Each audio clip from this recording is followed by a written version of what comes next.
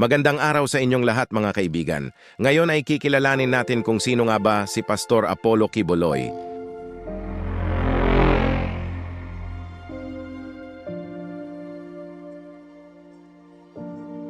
Si Apollo Quiboloy ay ipinanganak noong April 25, 1950 sa lungsod ng Davao.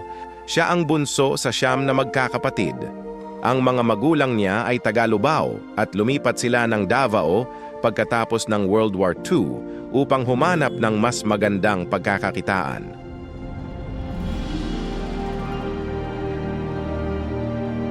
Ang ama ni Quiboloy ay orihinal na isang protestante at kasapi ng Christian and Missionary Alliance bago lumipat sa Oneness Pentecostal kasama ang kanyang 4 na anak na lalaki.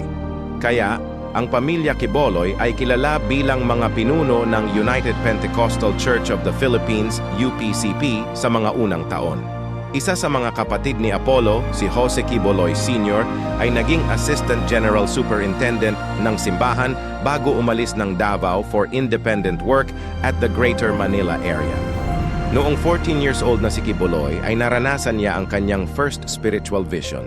Ayon sa kanyang biographical na website, siya ay nakakita ng mga pangitain na ang lupa daw ay magiging isang mangkok ng apoy.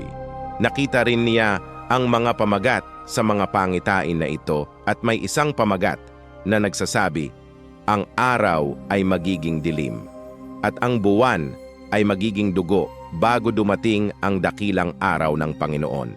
At kung kayo ay susunod sa akin, makikita ninyo ang inyong tamang paglalakbay. Ipinagtanggol ni Quiboloy ang mga pangitain bilang ang ikalawang pagparito ni Jesus. Hindi nakita ni Quiboloy ang preaching na isang career. Sa simula'y ipinahayag niya ang kanyang pagnanais na maging isang nautical engineer at maging isang pilot.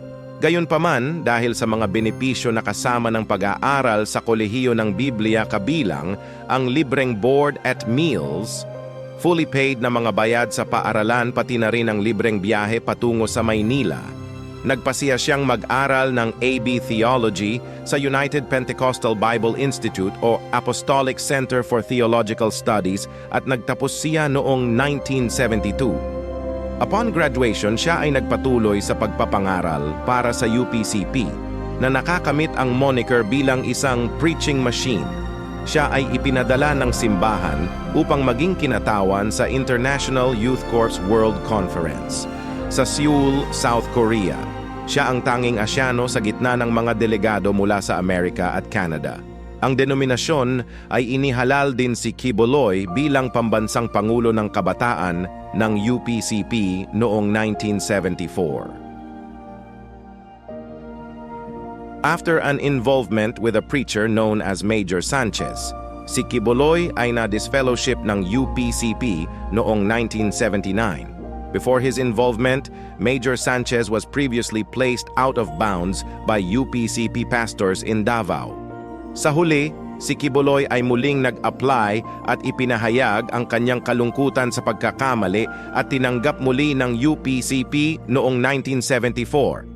Si Quiboloy ay naging pastor ng simbahan ng Agdao noong 1980 at unti-unting nakabalik sa kanyang reputasyon bilang isang mahusay na tagapagsalita. Gayunpaman, siya ay inimbestigahan ng District Board noong 1985 matapos niyang ipakilala ang mga unorthodox ideals and hate towards neighboring UPCP pastors. Sa ilang pagkakataon, si Quiboloy ay nag-preach na ang kanyang mga kalapit na pastor ay hindi karapat-dapat at ignorante. Noong September 1, 1985, bago ang schedule na pagpupulong sa District Board ng UPCP, si Quiboloy kasama ang kanyang mga tagasunod ay umalis sa simbahan ng Agdao at nagtatag ng kanilang sariling denominasyon ng simbahan, ang Kingdom of Jesus Christ, the name above every name. Itinatag ni Quiboloy ang Kingdom of Jesus Christ, the name above every name noong Setyembre 1, 1985 na naglingkod bilang kanilang executive pastor at pinuno. Nagsimula siyang magpangaral sa mga mahihirap na taga Villamor, Agdao na may 15 members at tinanggap ang kritikal na mga tugon dahil sa kanyang mga pahayag na siya ang appointed son of God. Ang kanilang pangunahing katedral ay matatagpuan malapit sa Francisco Bangoy International Airport.